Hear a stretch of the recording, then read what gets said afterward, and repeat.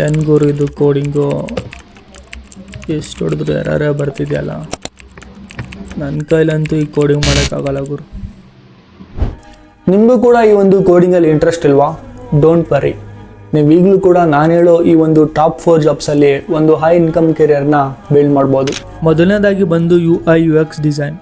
ಈ ಒಂದು UI/UX designers ಒಂದು ಆ್ಯಪ್ಸ್ನ ಹಾಗೆ ವೆಬ್ಸೈಟ್ನ ಡಿಸೈನ್ ಮಾಡ್ತಾರೆ. It is also user friendly. ನೀವೇನಾದರೂ ಒಂದು ಫ್ರೆಷರ್ ಆಗಿದ್ದರೆ ಈ ಒಂದು UI/UX ಡಿಸೈನಲ್ಲಿ ನೀವು 3 to 6 LPAವರೆಗೂ ಅರ್ನ್ ಮಾಡ್ಬೋದು. ಹಾಗೆ ನೀವೇನಾದರೂ ಈ ಒಂದು ಫೀಲ್ಡಲ್ಲಿ ಎಕ್ಸ್ಪರ್ಟೀಸ್ ಆಗಿದ್ದರೆ 10 to 20 LPAವರೆಗೂ ಅರ್ನ್ ಮಾಡ್ಬೋದು. ಎರಡನೇದಾಗಿ ಬಂದು ಡಿಜಿಟಲ್ ಮಾರ್ಕೆಟಿಂಗ್. ಈ ಒಂದು ಡಿಜಿಟಲ್ ಮಾರ್ಕೆಟಿಂಗಲ್ಲಿ ಸೋಷಿಯಲ್ ಮೀಡಿಯಾದಲ್ಲಿ ಆ್ಯಡ್ಸ್ನ ರನ್ ಮಾಡ್ತಾ ಒಂದು ಬಿಸ್ನೆಸ್ನ ಬಿಲ್ಡ್ ಮಾಡೋಕ್ಕೆ ಹೆಲ್ಪ್ ಮಾಡ್ತಾರೆ. ಇದರ ಒಂದು ಬೇಸಿಕ್ ಸ್ಯಾಲರಿ ಬಂದು 3 to 6 LPA. ನೀವೇನಾದರೂ ಎಕ್ಸ್ಪರ್ಟೀಸ್ ಆಗಿದ್ದರೆ 12 to 25 LPAವರೆಗೂ ಅರ್ನ್ ಮಾಡ್ಬೋದು. ಮೂರನೇದಾಗಿ ಬಂದು ಒಂದು ಪ್ರಾಡಕ್ಟ್ ಮ್ಯಾನೇಜರ್. ಈ ಒಂದು ಪ್ರಾಡಕ್ಟ್ ಮ್ಯಾನೇಜರಲ್ಲಿ ನೀವೊಂದು ಟೀಮ್ನ ಲೀಡ್ ಮಾಡ್ಬೋದು, ಹಾಗೆ ಒಂದು ಪ್ರಾಡಕ್ಟ್ಸ್ನ ಕೂಡ ಲಾಂಚ್ ಮಾಡ್ಬೋದು. ಇದರ ಒಂದು ಬೇಸಿಕ್ ಪೇ ಬಂದು 6 to 10 LPA.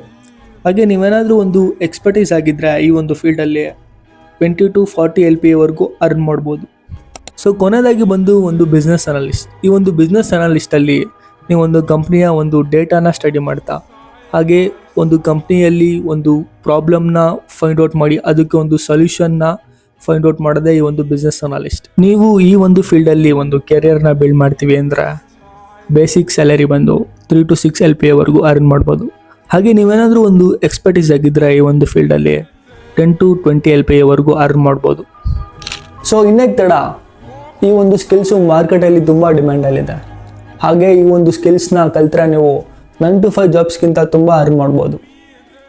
ಸೊ ಇದೇ ಥರ ಈ ಒಂದು ಜಾಬ್ಸ್ ಬಗ್ಗೆ ಒಂದು ರೋಡ್ ಮ್ಯಾಪ್ ಬೇಕಂದರೆ ಕಮೆಂಟ್ ಸೆಕ್ಷನಲ್ಲಿ ಲರ್ನ್ ಅಂತ ಟೈಪ್ ಮಾಡಿ.